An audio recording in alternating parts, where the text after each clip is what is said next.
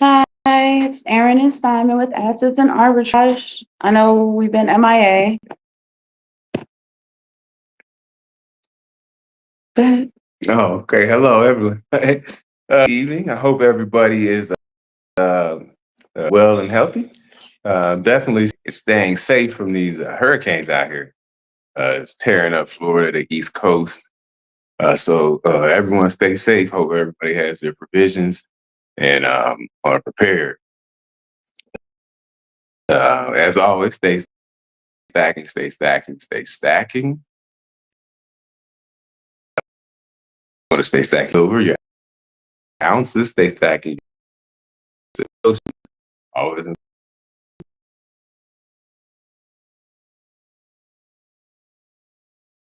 stacking on that. Like she said, I don't think it's been too long.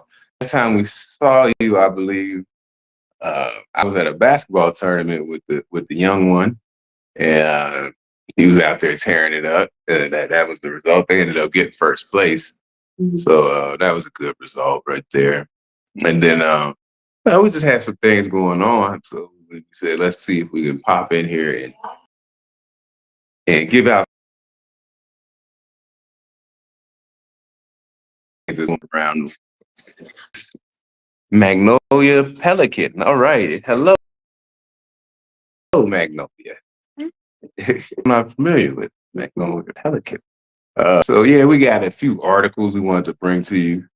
Some things going on around. This is world global news. We always got to keep our eye on what's going on globally, so that we can know, as a macro, so we can know because it gives you signals and indicators. I call them global indicators. Instead, we watch the charts definitely, but you can see uh, the Bitcoin price it's been in that range. You know that range. It's still in that range. Doing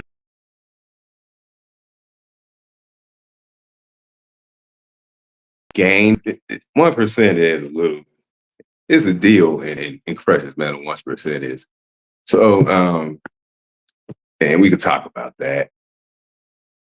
But other than that, we wait for a few people. But other than that, I mean, it's not a normal day yeah. and we haven't been on for a while, so I wouldn't wait. Okay. All right. Well, you want to say anything Other than no, other than no? no, I was saying other than what the show's about. Man. Okay. All right. Well, before we do that, let's go. Are going to be.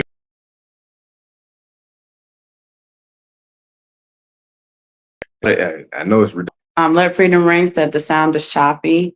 We are in the path of the hurricane. The sound is choppy because of the internet. We are in the path of the hurricane, so we get the fallout. We don't get the brunt of it. So I'm not sure. I'm sure it might be affecting the internet. So we're sorry about that. Yeah, internet has been choppy recently with the hurricane. Yeah, so and it's raining. Yeah, it's raining now. So if you could just slow it down. Yeah, so BRICS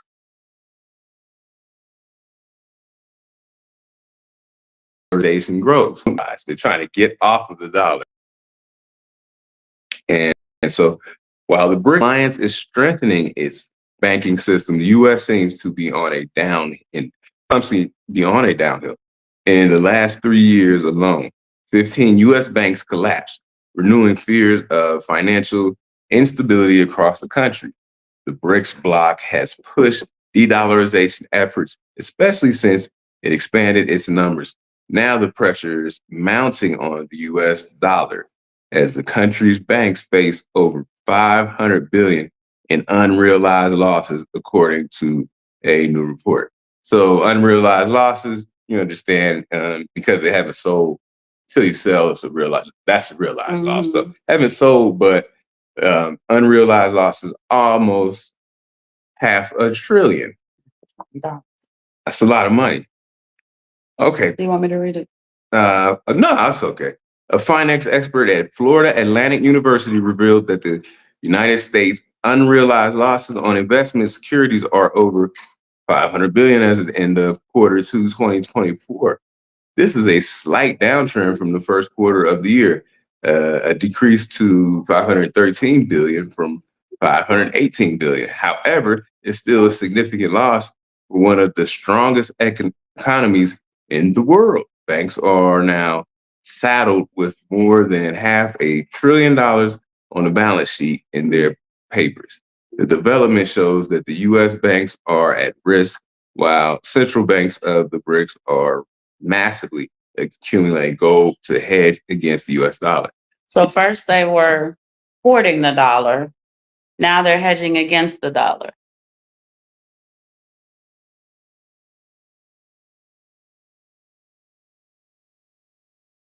These banks collapsed.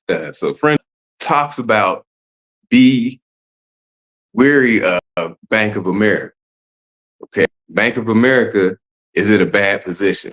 Okay, so if you see something about Bank of America and they'll get bailed out one way or the other, somebody will buy them and or something like that. But yeah, so if you have Bank of America, just be wary that something may happen. There's the other part here. So you're down $500 billion. Well, what do you think the U.S. is going to do about that? Maybe they go to the printing press. See, there you go. Which will debase the dollar even more. But they have no other because it's on. So they must do something about it. So they're down $500 billion in unrealized loss. Mm-hmm. They're going to print more money. Yeah, that's their game plan. That's how they get down. So Ed Diaz said the BRICS nations won't be able to do much damage for a while. They all hold US dollar debt and they still owe it in our currency. Their best bet is to build outside of the SWIFT system, but that's it. Yeah, it's going to take time, but it will catch up to the US. That's the problem. I got a story about that too. So, and at the last thing they said, BRICS nations are massively accumulating gold to hedge.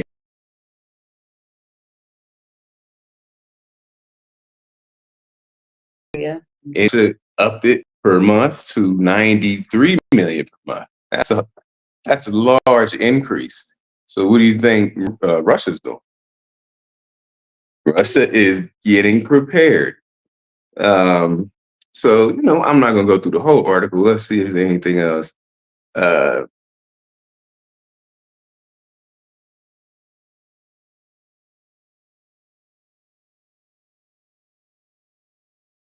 Okay. Here he says,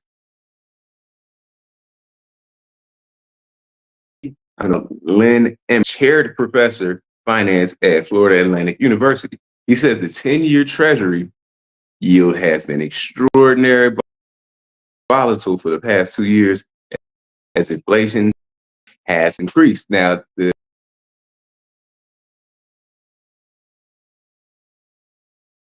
put their money, they don't want volatility. And that's a problem. That's a problem. Now, banks are also affected by the exposure to uninsured deposits. So you know what those are.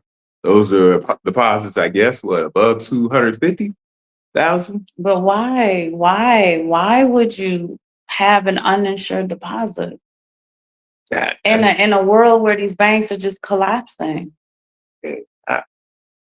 Like, who's in charge? Who's at the wheel? I'm thinking about individuals. Somebody might have $500,000 in an account. Why? Nobody told you don't do that? Maybe not. But do you remember when Roku it was like $500 million or something ridiculous? And when that was the first bank to go down for the top of the year. Mm-hmm. Remember, that was an uninsured deposit. They weren't sure if they covered it, I guess, because it's who it is. You talking about that bank over there in Silicon Valley? Silicon Valley Bank. Yep, yeah. It was the first bank to collapse in 2024. They probably thought everything was good. Silicon Valley. I mean, I think the FDIC did cover it because of who they were. Yeah. But my question is, whoever the CEO in charge having? Yes. Wouldn't that be like you had 10 important things at work? Wouldn't that be top 3? Yeah, yeah. And that's probably a tough phone call to make. So this combination can be especially lethal as the U.S. dollar suffers as well from inflation and BRICS pressure. So the U.S. dollar is taking on a lot of heat right now. Yeah, it is. Even it's still being the world reserve currency. It's breaking up real bad. I think we should abandon ship. It's breaking up real bad. Is it? Yes. I can't tell. Wow. Well, I can because I can keep seeing the thing. I seen the yellow thing pop up. Do you want to try it again tomorrow early? When the sun's out? Yeah. First Republic Bank, which failed and subsequently bought by JP Morgan Chase. It was First Republic? No, Rose was Silicon Valley Bank, though. They weren't with First Republic Bank. But maybe they weren't the first bank to collapse for the year. I think I got where you're going, Cryptonomics. Since we're having such a bad stream, we're gonna try to do it tomorrow earlier, when the sun's out. If the sun comes out, and try to continue the podcast because we don't want it to be choppy. Okay. Want to do that? Yeah, if they can. You want to do it maybe tomorrow at like 2 Eastern? Drive people.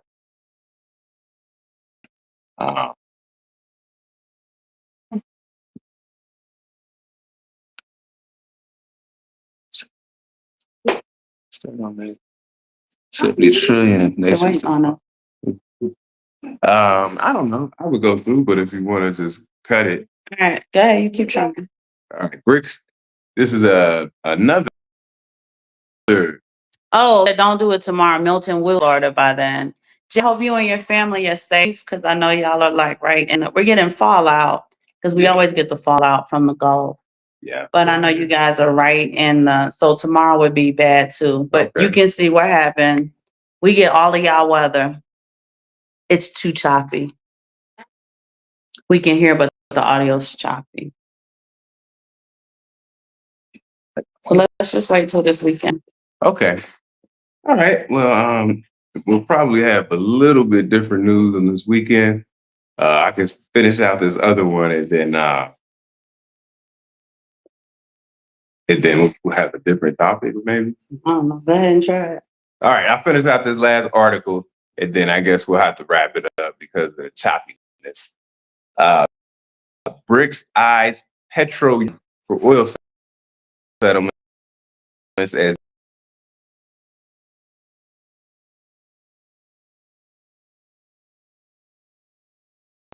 they're in debt. This one, they want settlements in petro yuan. So let's see what that means. The world appears to be increasingly moving toward a multipolar future as Western sanctions on Russia has hastened the de-dollarization trend. According to one think tank, the world order could soon see a major shakeup as BRICS countries consider using the petro yuan for oil settlements. So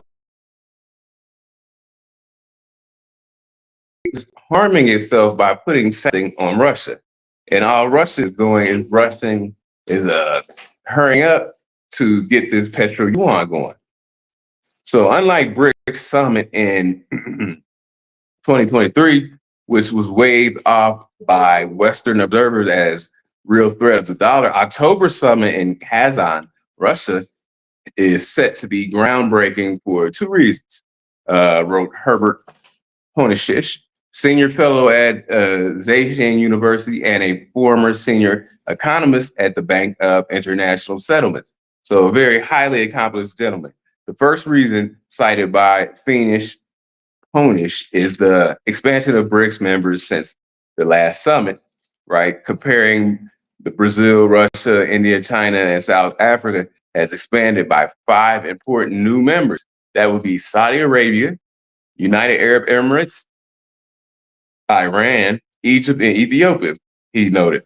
Saudi Arabia, the world's main supplier of petrol, has also joined a project Enbridge the Bank for International Settlements digital currency arrangement. So that is interesting. The country has made comments about considering alternatives to the present dollar-based oil payment system and being open to using the petro yuan for all oil settlements. And so that is good. That's good for them, but that's bad for the United States because now they can't force these nations to use the dollar. For them to purchase the dollar and then turn around and use it settlements. But the funny thing is that they traded a petrol dollar to a petrol yuan. Yes. I mean, you just. And the reason that I guess that's okay is because China is part of the BRICS, so right. I guess that makes it okay. Gotcha. It will use the Kazan summit as a means to push BRICS members to join this endeavor. He warned Russia is planning a new denomination for oil, the petro yuan, its own in-bridge system to pay for oil and even common BRICS currency to reduce dependence on the dollar. So as the feasibility of the plan, Ponish noted that a fully fledged currency needs three functions: denomination of payment and storage of value. So where they're getting the dollar storage of value. And so only in the fact that the dollar is stronger than almost every other currency,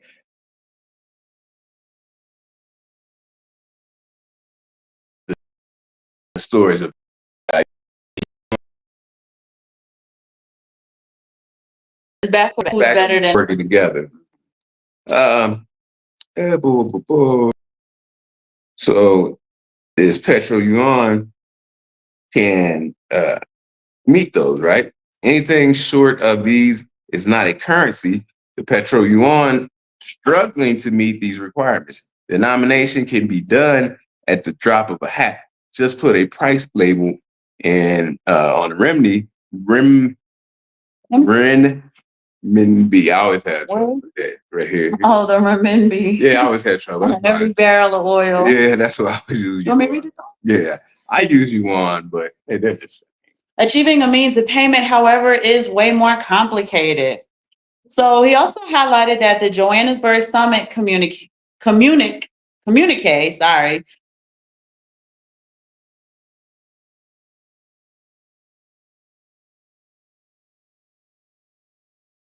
brought up the SWIFT usage.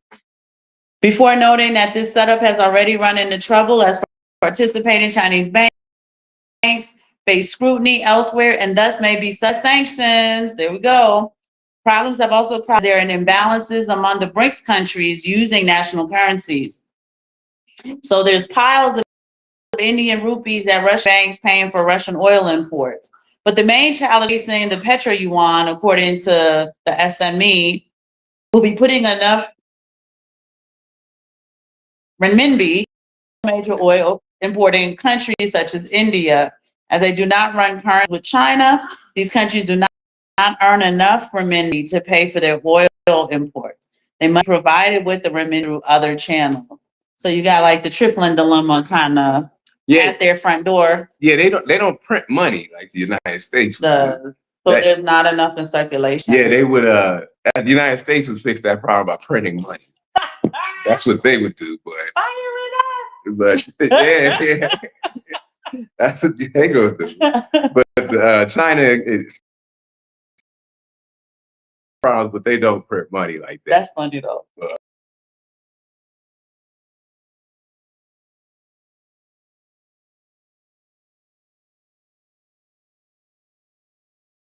God was good. How are we going to? She just going to print more money. What do you mean? That's 60 Minutes. If you've seen that interview on 60 Minutes, she's very good at evading questions. No, she's not good at evading questions. I'm like, and that's what the YouTuber was trying to show you, that she's not good at evading the question. Well, he held her to it. He held her feet to the not what the question was. So yeah, you like to see that. Sorry about the choppiness. We're gonna catch y'all this weekend when the storm's over. Everyone's safe, and we can kind of chat with you guys a little bit more. Yeah, definitely, and just short information. We'll be back, like she said, on the weekend. So hope everybody stays safe.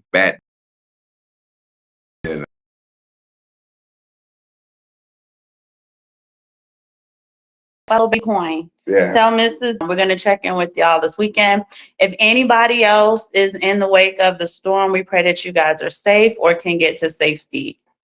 Good night, y'all. We'll try it again this